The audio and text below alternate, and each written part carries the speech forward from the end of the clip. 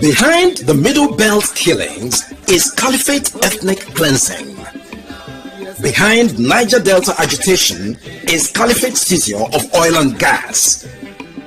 Behind Biafra and Odua agitation, Caliphate imposed unitary Nigeria. Behind the Caliphate itself is the rogue 1999 Constitution. Election is Caliphate's push to retain the 1999 fraud. Nigerians, say no to any further election in the country. Let's take down the 1999 Constitution and save our people and our land. Thank you for listening. Join me in welcoming our spokesperson, Mr. Tony Nadi, who will enlighten us more. Sir, please, you have the floor. Thank you. Welcome, everybody. I go straight to the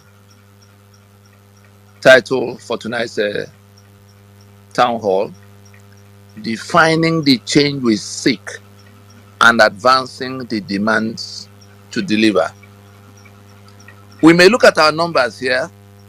We're not in millions, we're not in hundreds of thousands, we're not even in hundreds.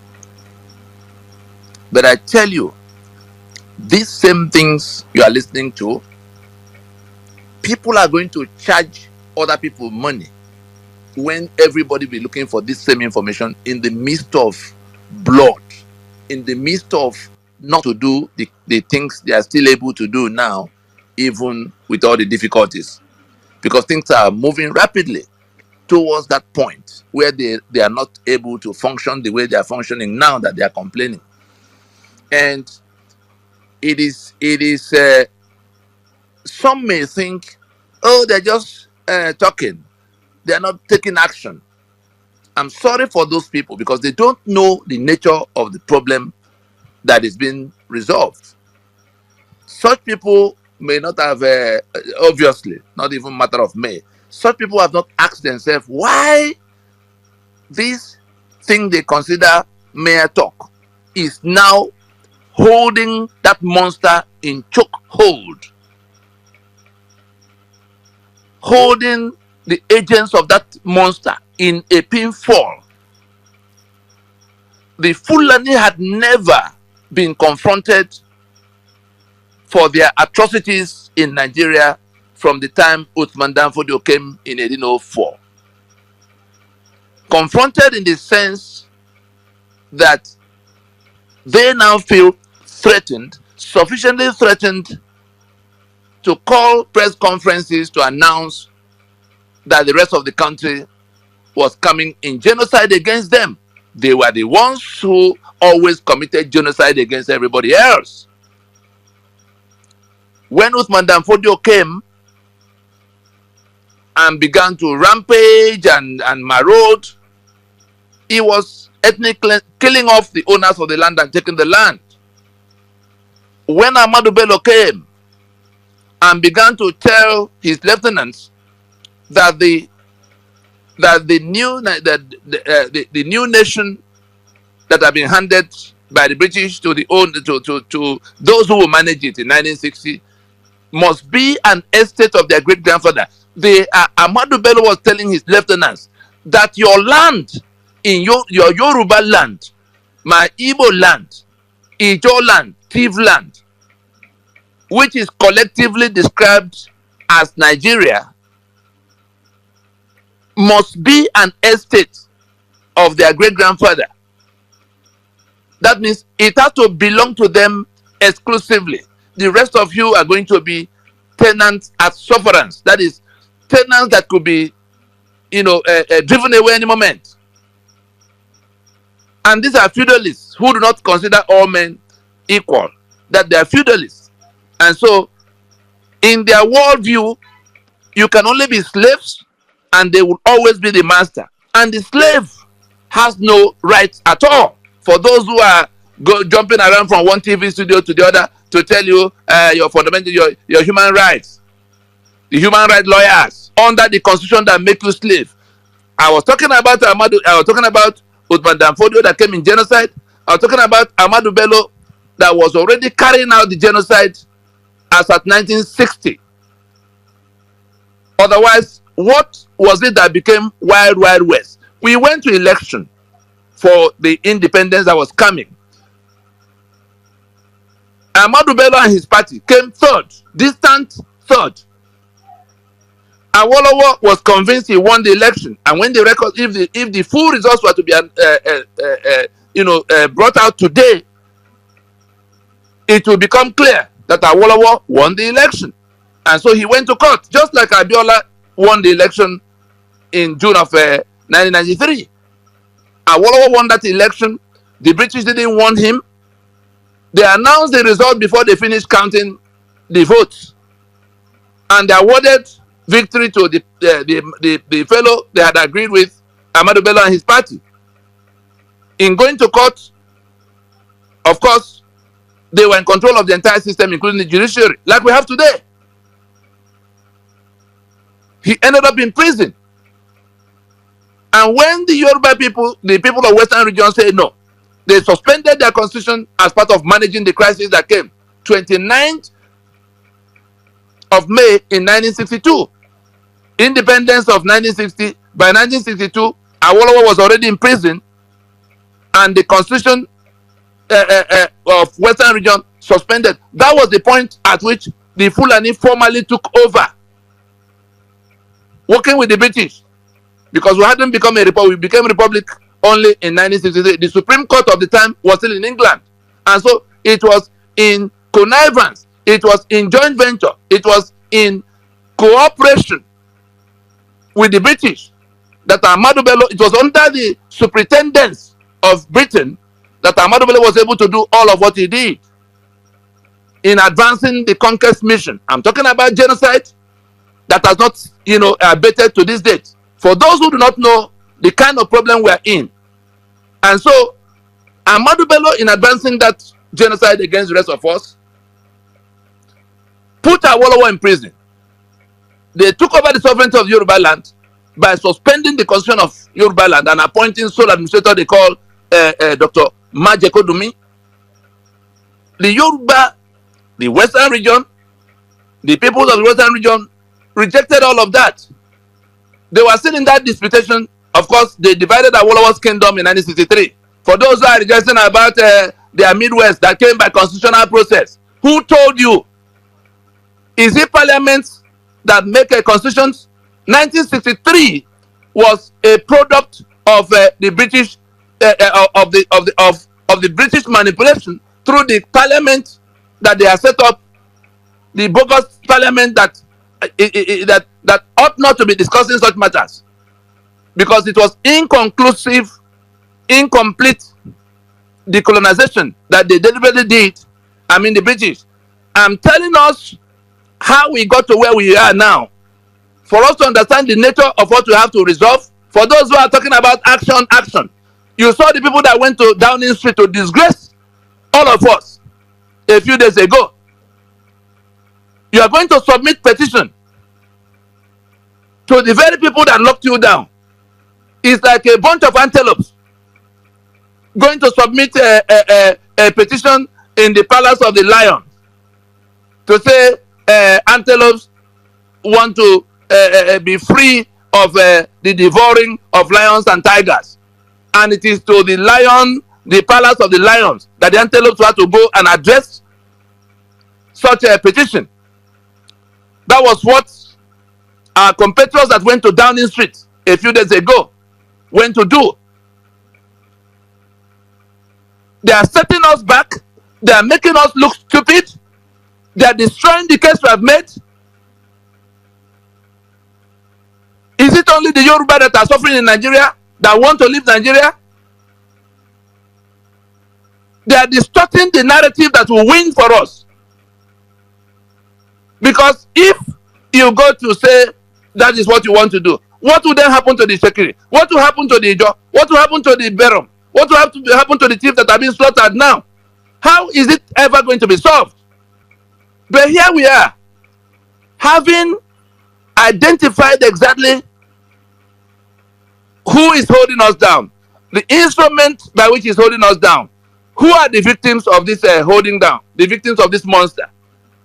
Because we came straight from Ahmadu Bello's rampage, in Western region that became wild because people were resisting it. I'm sure some of us have heard about the thief riots. They were also trying to beat down the thief because that was where Mandan Fodio died, in thief land. And so the Fulani think they owe it a duty unto all generations to take that thief land. And if they take TV land, if they're taking TV land, that will mean all the lands from Sokoto and Kano coming down to that Benue, they are not going to jump over the Berom or the Kataf to come to take TV land. You can be sure they will have to liquidate everything in between. And once they get there, when you hear things happening in Agatu land, they are within 10 minutes maneuver into Igbo land. In fact, those places where they're killing people are Igbo territories they carved into northern Nigeria just before independence for the purpose of making the map they want, making delineating the way that they will have absolute control. And so they're already in Igbo land. Forget about the Berlin Conference kind of boundaries in which there's now an Imo state and Benue state, and those things don't represent what you find on ground. You saw it last week in Port Harcourt. The pretenses that people were not Igbo. Has it not all collapsed?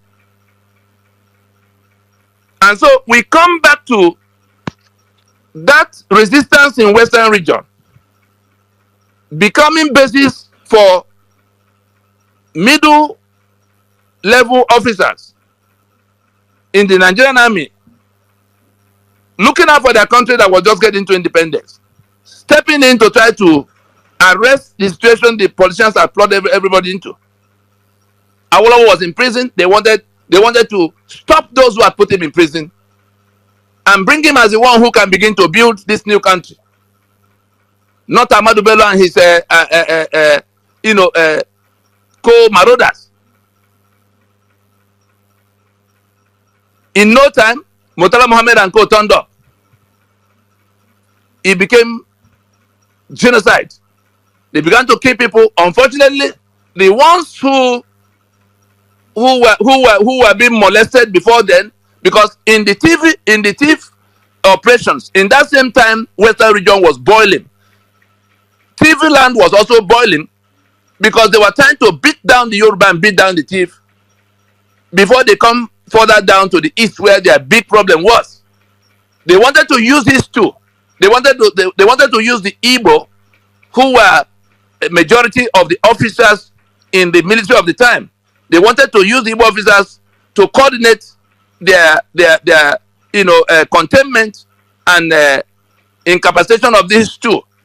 But those Igbo officers began to read between the lines to say, what is the purpose of this federal government trying to use us to do this kind of operation? Where are they going with it? It was those discussions that led to the coup of January in 1966. To tell you how bad it was, in the TV area, in that TV resistance that they were quelling by military force, find out the story of Major Tim, that's Timothy Onwatuegwu. Onwatuegwu disobeyed direct orders to open fire on the thief, and he was court-martialed.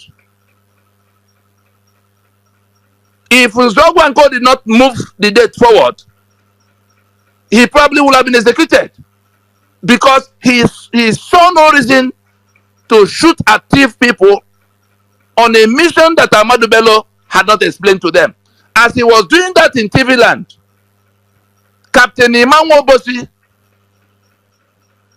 who was in Ibadan, in the Western region, the Imanwo Bosi that was later involved in the January coup, they were the ones who had sex in Western region. Again, because they were talking among themselves, they operated more on the side of the people. I'm able to say these things now because some of these men, you can't find them to punish them anymore. But they confided in some of us on some of the things that Nigeria had distorted in their warped history, in their history of falsehood, they actually aided the people on ground. They aided the Yoruba, pretending that they were being overwhelmed, to stop Ahmadu Bello until it became coup. How then did the Fulani succeed? How then did Britain succeed in getting this western region and the middle belt of Gawan and Danjuma and Hussein and the rest of them to join forces to go and kill the people that came to save them? Spilling the blood of 5 million people by the account of Gawan. Gawan said they had to kill 5 million Igbos to keep Nigeria one. Look at that Nigeria now, bleeding to death. It is the blood of those people that were killed, those innocent people. They are accused of all kinds of things. You fire at them in that number, block them air, land, and sea for 3 years, starve 2 million of their children to death deliberately. Up to this day, that air, land, and sea blockade is still in place. Anybody who is talking about geopolitical zone, 6th geopolitical zone, is telling me that the Igbo in the east will have to remain in their dot in circle status, to be blocked air, land, and sea, for a people that are all over the world, for a people that can actually do so much more for the black man. Look around the globe. And because of our pettiness, our stupidity, utter stupidity, we all agree to gang up to stop our salvation. 64 years down the road, where are we? We can't feed our people. We can't educate our people. We can't house them. We have no infrastructure. We are running for our dear life from the monster we have created. The monster that is consuming people in Nigeria now is that monster that was built in that period. That alliance of 1967, led by that caliphate, is from a place called Itigidi. Itigidi should have been in where we have a Bonny state now, but they cut it into Cross River, pretending it's not Igbo anymore. The same thing in Benue, all the way to Kogi. Not to talk about what's Ogbemudia's place. So I'm describing something which in geography means that dot in circle is a deliberate design in which Igbo land was cut all around 360 degrees on all sides into places that are not in the southeast of today. So those who do not know where the skeletons are buried are thinking that this geopolitical zone, including people from the east, some of them with PhD, some of them with international exposure. Hey, let us go to regional autonomy. This geopolitical zone. Look at the what do they call not the middle belt? What do they call it? North Central. Kaduna State, that is 3/4 southern Kaduna, Christian, is in Northwest. So anything that will happen in Kaduna will be decided in Sokoto. That is what the North Central will represent in that 6th geopolitical zone. The people that drew all that map, some people who do not know may say, oh, is it not the Ekweme that proposed it? Ekweme was merely deployed to market it. The same way we are marketing all kinds of wrong things today, using all kinds of masks. Go and find out who drew the original design. Oh, Ben Wabese wrote 1979 Constitution. Was it Ben Wabese that commissioned it? I'm not at all exculpating him. I hold him 1,000% responsible. I hold Rotimi Williams 1,000% responsible for doing the bidding of this butcher called Murtala Mohammed, the butcher of Asaba, in 1975 for fees, for humongous fees and other benefits. Otherwise, somebody should explain to me how the school teacher called Ben Wabese became chairman of Union Bank. At the time, those who fought in the Biafran war were still recovering, trying to find food to eat. He wasn't here in that war. Where was he? He came back from where he went. He was sitting in Tanzania in that period. Some of us may find these things uncomfortable to hear, but that's the truth. In history, the reason history is taught is for lessons to be learned. The good you can emulate, the bad you will then avoid. If we continue to pretend that these wrongs were not done, then we will repeat the same mistakes because we didn't tell the coming generation what happened wrong in the past. That the caliphate, the British, used two of our own people, Rotimi Williams the Yoruba and Ben Webese the Igbo, to draft a constitution that Murtala Mohammed, on behalf of the caliphate, guided by the British, mandated. That is how we came into this bondage that has lasted 50 years plus. Quite apart from what they did in 66, 67 into 70.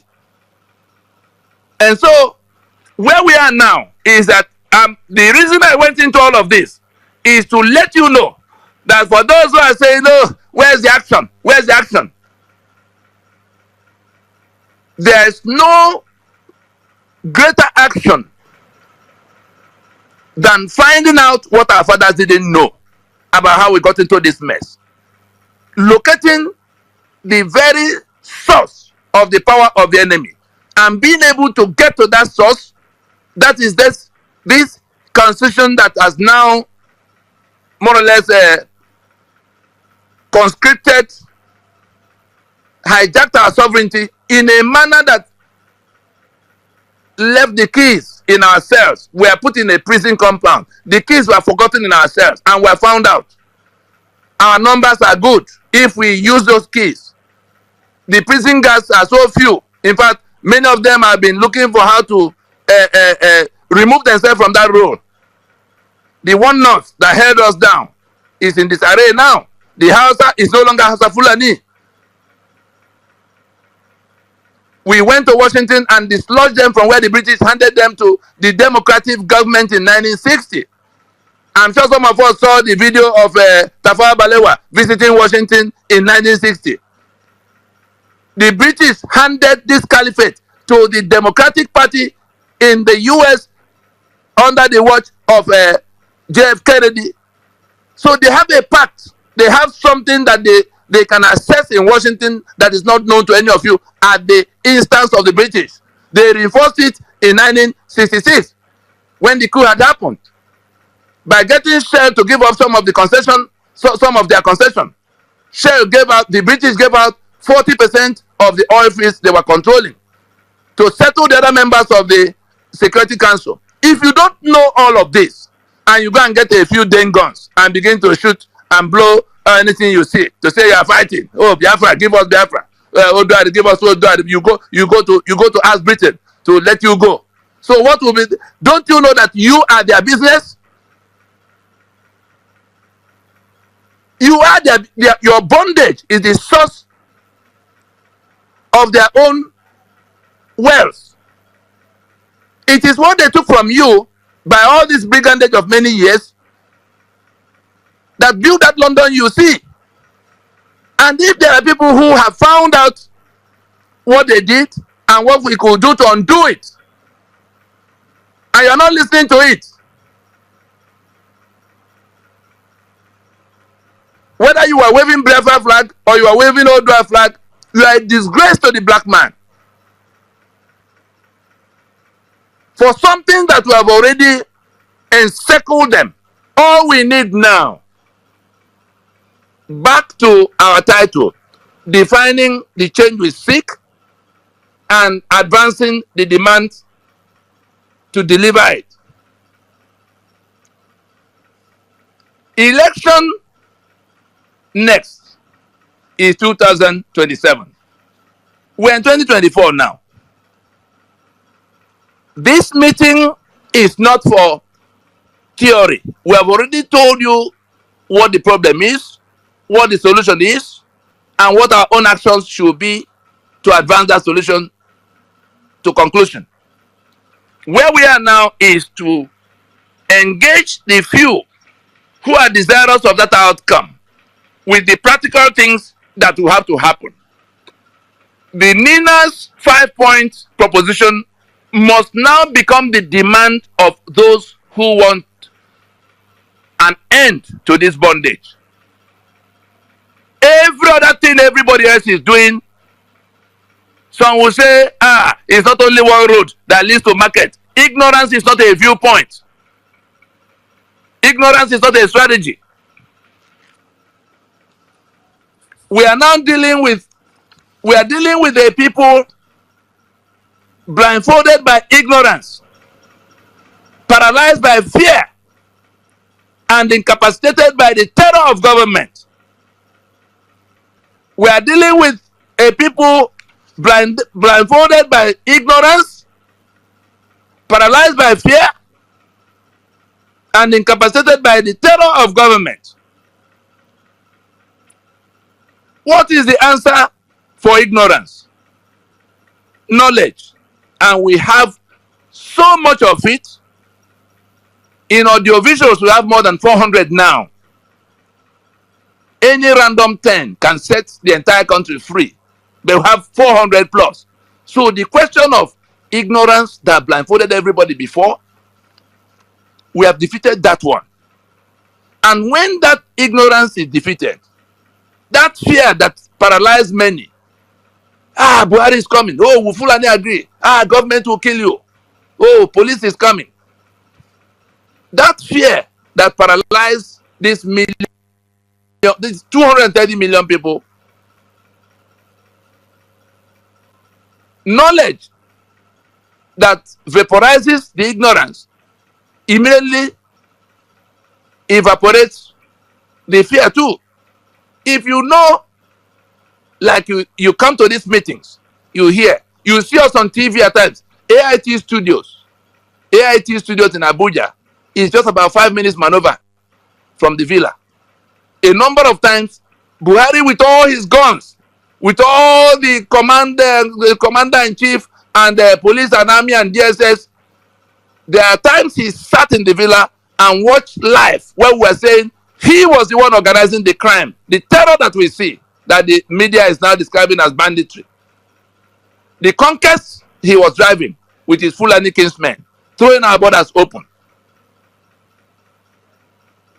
But what is he going to say? Because we invited everybody to a meeting of how we could solve the problem. Buhari was part of the Fulani delegation that came to Pronaco. Sayed Abubakar that is now running his mouth in Sokoto, as they say is Sultan. There's nothing you've heard now that they did not get to hear face to face. Not something somebody told us or told me. I'm telling you what transpired, eyeball to eyeball. They are still alive. Let those who listen to this, whether at this meeting or in recording, ask them whether they were not part of the Fulani delegation that came to discuss these matters with the rest of the country between 2005 and 2006. They've been as dishonest as they are. They turned around and began to point guns at everybody. They didn't know that what we had was superior to their guns. Otherwise, where are those guns now? Has Buhari been able to complete the mission of Ahmadu Bello, which he came contesting election 4 times to do, with all the guns he got? Uthman Danfodio failed. Ahmadu Bello failed even more miserably. But Buhari has failed much more miserably than the first 2. And we now have an alliance of the victims from Boni to Katsina, from Lagos to Maiduguri. The alliance of the victims of Caliphate Nigeria, that British orchestrated union of death. The constitution that now defines that Nigeria, the constitution that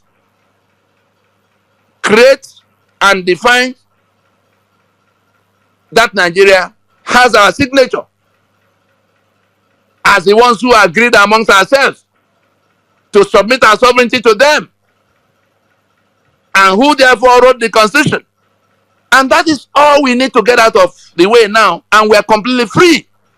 Every other thing you see everybody else doing, including those who are waving flag and causing commotion in Aba or going to disgrace us in Downing Street. Every other thing you see them doing are products of ignorance, that the level of ignorance that kills. Because the people they are talking to, the people they are waving flag at, the people they are coming to say, oh, come and save us, are the very organizers of their damnation. And those people know that they do not know. And those people will be dealing with them as a part of sabotaging what we are doing, promoting as if they are doing something strategic, something important. And I see the kind of people, particularly people in the diaspora, with all the many PhDs they went to gather. And so, the discussion right now, what can we do? Because I'm sure as you listen to the broadcast that we played, you heard when we said it won't take us more than 90 days to end this trauma that has lasted 114 years or 10 years already since 1914. And if you go back from 1914 to what they were doing since Berlin Conference, when they handed us over to all kinds of people, and you go further back to the treaties that were signed across the 1850s and 60s with the kingdoms they found, we were not living on like monkeys on treetops. We were established kingdoms with whom they made out trading treaties that soon became protection treaties, all in deceit. So your Nigeria was conceived in the greed of Britain. Nigeria was born in the deceit of Britain. Nigeria was nurtured in the violence of Britain. And it is the alchemy of these three: that greed, that deceit, and that violence that has defined our country and its politics. But what were the instruments for being able to do all of that?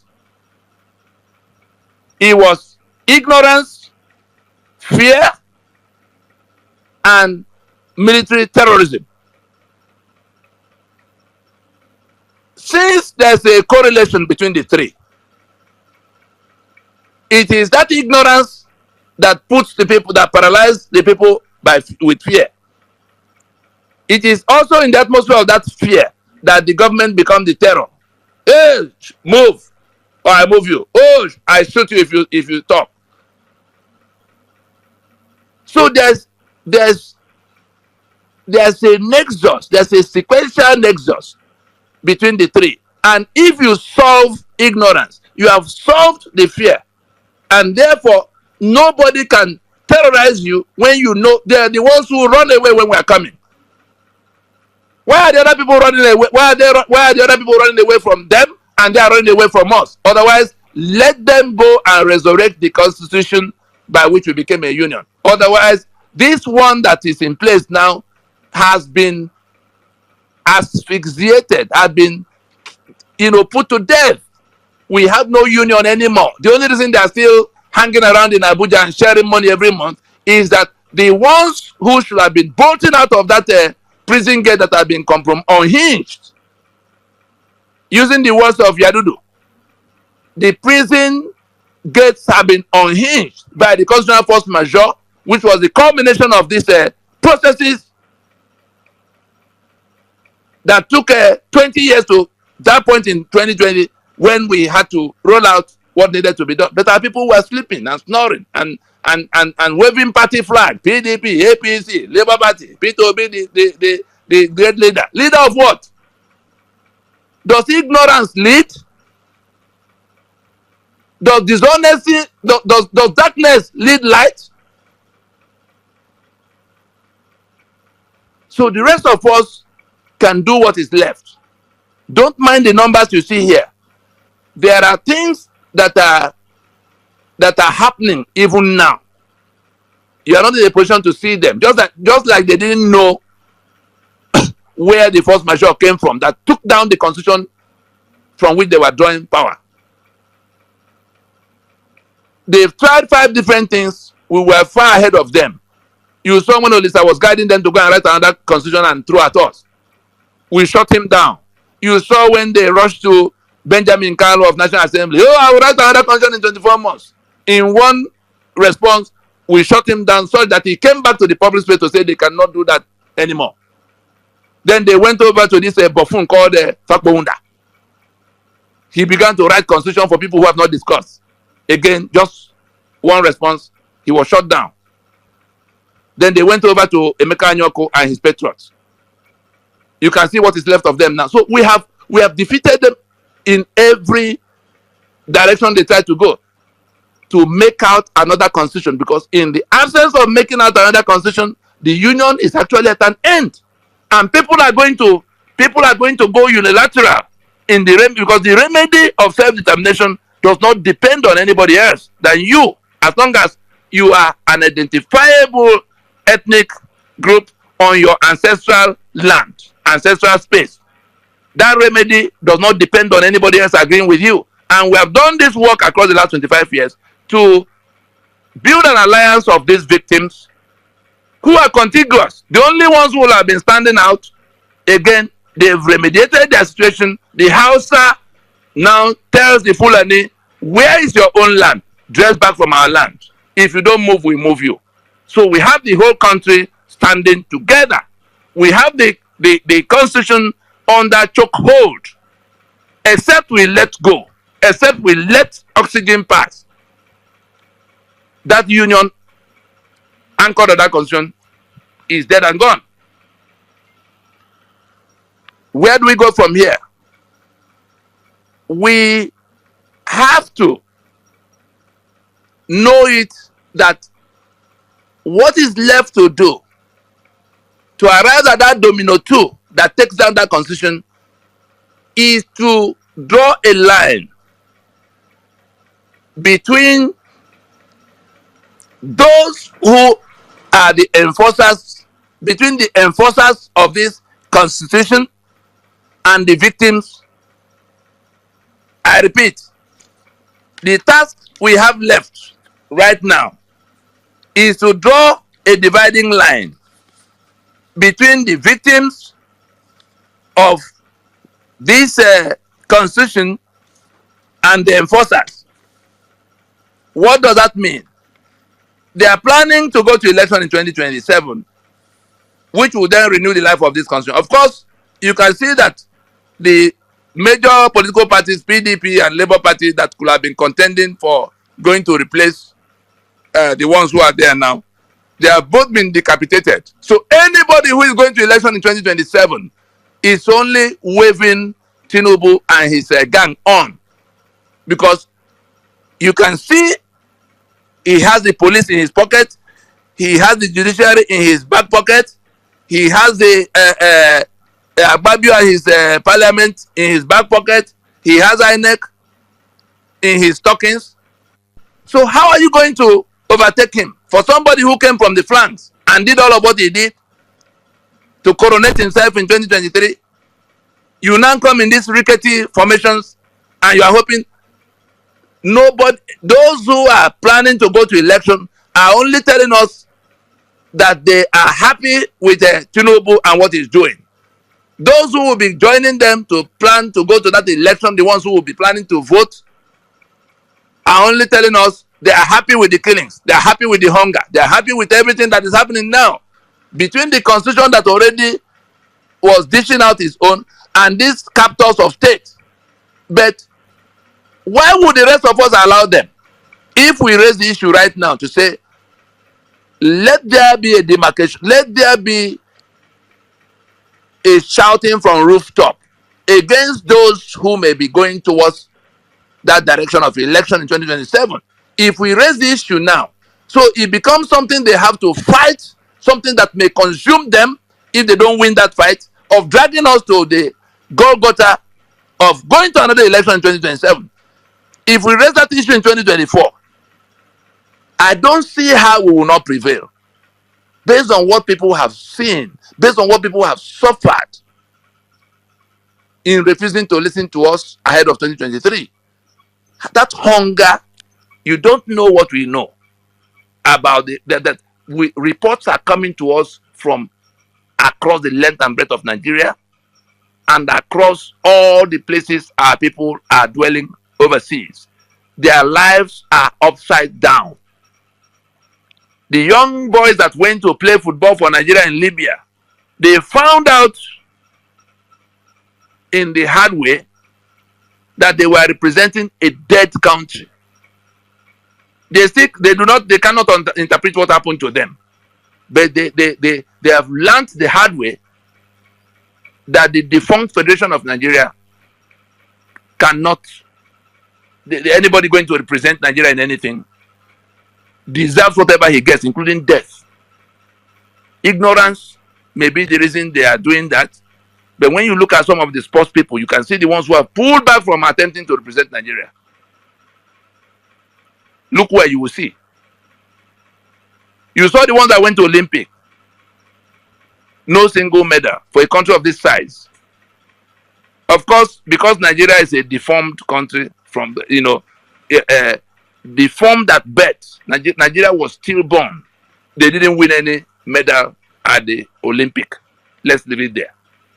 And so, it is within our reach right now to use the facilities that are available to get more people to join more openly in saying anybody who is complaining about anything going on in Nigeria, whether it's corruption or hunger or whatever it is, but who is not prepared to join in saying we can't go to renew that, because that's our strategy for taking down the source of the problem, the constitution. It is the election that is the rendezvous for that fight. If you don't start that fight in that rendezvous inside 2024, not boycott of the election in 2027, it is in telling the political parties that are planning to drag us to that Golgotha in 2027, telling them in 2024 as loudly as it can be said. If it becomes a fight, that's a cheaper fight than facing AK-47 that will come to you if you refuse to tackle your cousin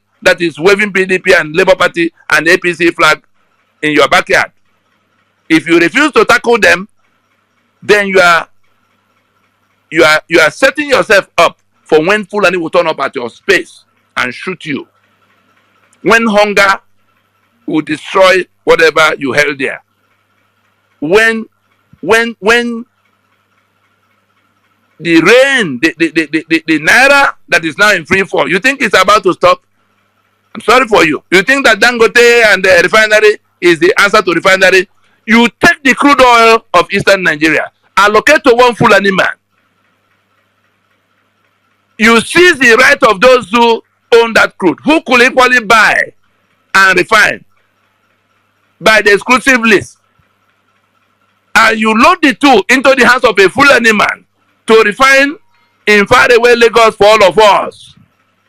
And you think you have a project, you have found a solution to petroleum products. You are a fool. You are a compound fool.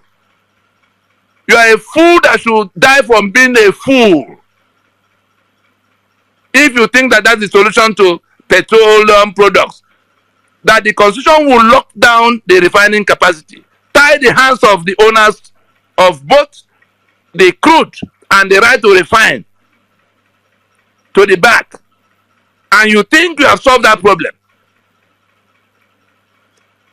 The gas that has not been produced have been sold, pre-sold, and pipelines are being run. No part of that gas is meant for use by the owners. If Nigeria ceases to be today,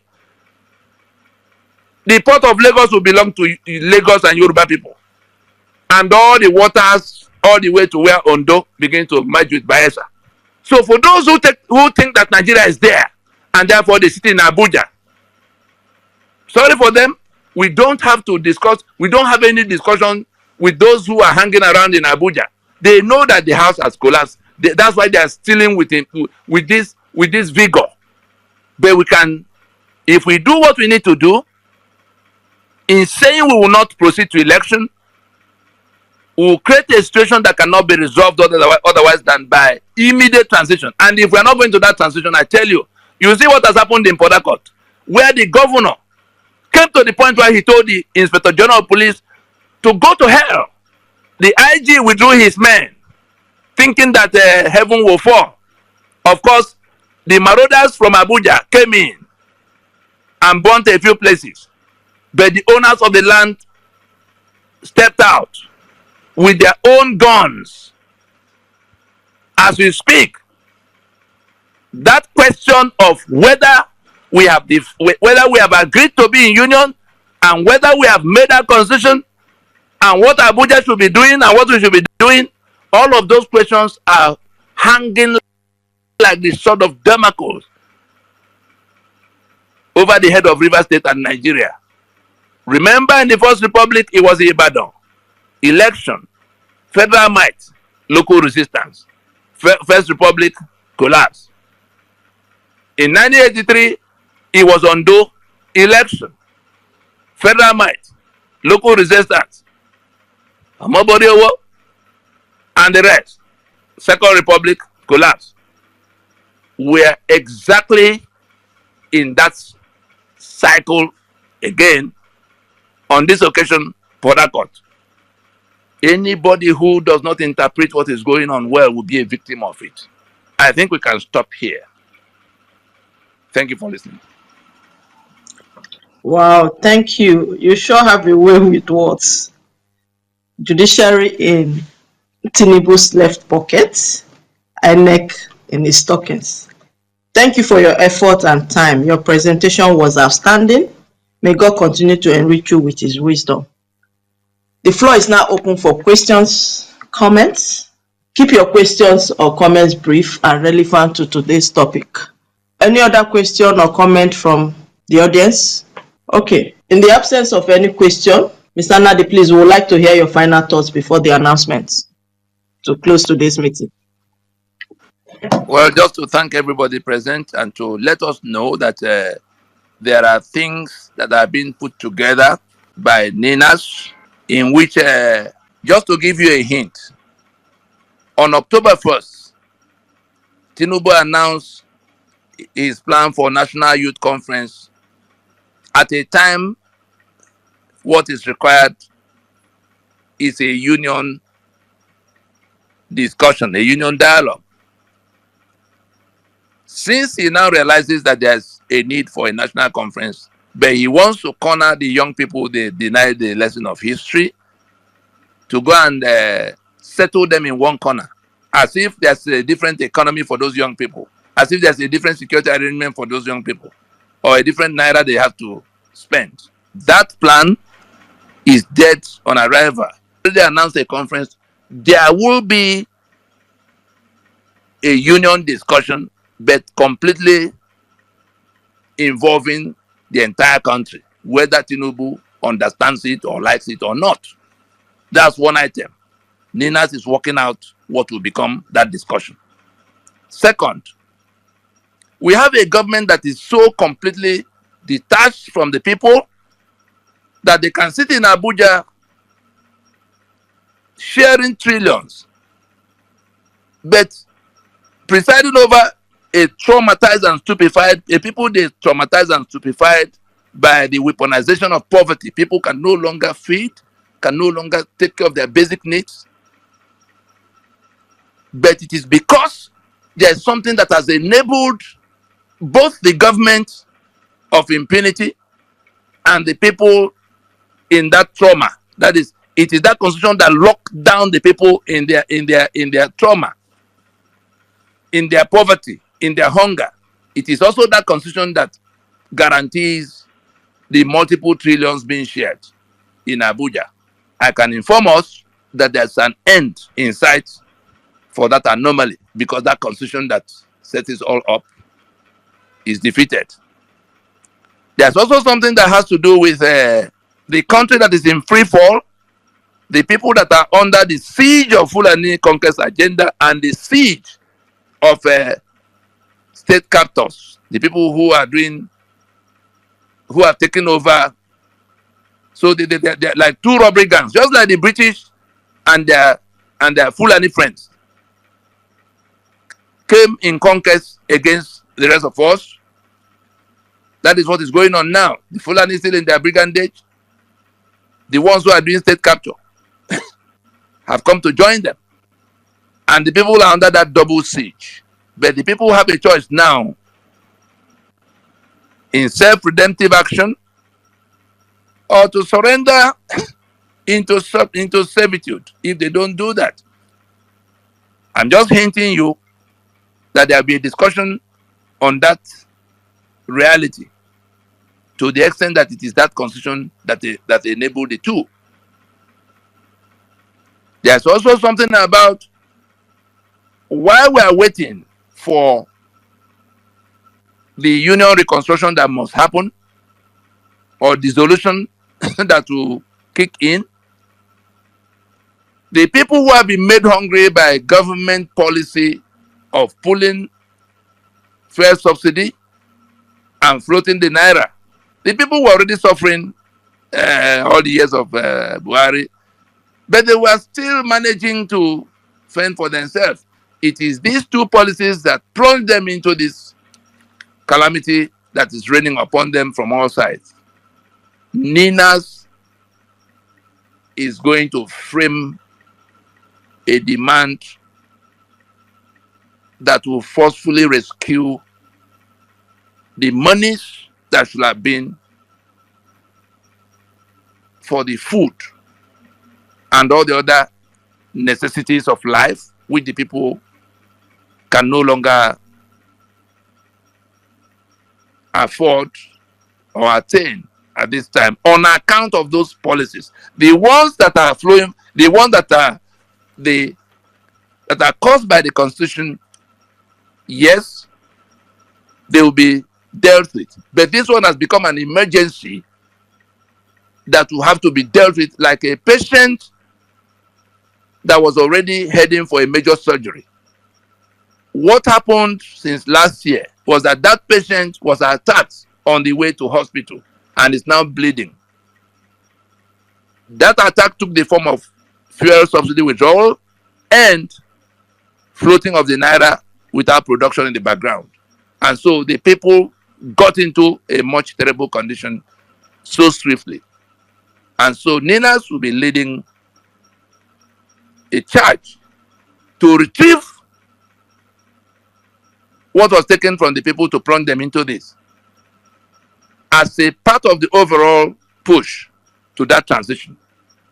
The details you will get to hear. But to give you a hint, the monies that have been made, I'm sure you hear all kinds of animal farm statistics of how much more Nigeria is making now from where has that money gone? You are asking people to make sacrifices just to maintain your flamboyance.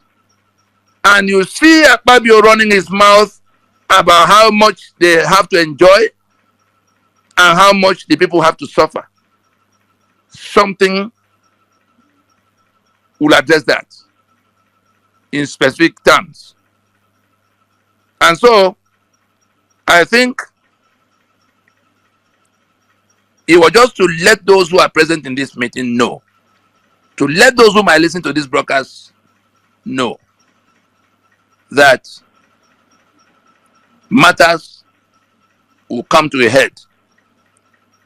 The NINAS intervention was never based on a riot and revolution, the type we have seen several times. But if those who are living in this misery would not listen, the things that will happen will still happen. The only thing, the collateral damages will be much more, particularly the human collateral damages, because it's human beings that are dying now, but there's a detached government and a paralyzed people, traumatized people, and who were stupefied by deliberately orchestrated hardship, by deliberately weaponizing poverty against them. That's what I wanted to let us know. Things may seem calm all over the place now, but no, the two sides are sizing up what will happen next. I'll stop here. Thank you. Thank you for that encouraging words. Justina, please, you have the floor for announcement to end today's meeting. Good evening, ladies and gentlemen. I want to say a very big thank you to everyone that has made out time to come for this clubhouse meeting in spite of their busy schedules. These are the announcements of our activities through the week. For us to work effectively and efficiently, we'll be having joint clubhouse sections together at 7 p.m. Nigerian time on Tuesdays like this. And on Saturdays, we'll be having the Daughters of Truth on Facebook and YouTube at 5:30 p.m. Nigerian time. Please, we are all encouraged in the immediate task of massively disseminating NINAS project materials to all our people. We are to sensitize them via the NINAS website www.ninasvoice.org and on YouTube, NINAS Voice on YouTube. We have over 300 videos and we are encouraged to watch and share widely. For further information, you can call on the NINAS Secretariat on 0912 993-155. The second number is 090-6472-0016. At a count of 5, this clubhouse will be shut down. And the countdown begins. 5, 4, 3, 2, 1. Goodbye and God bless you.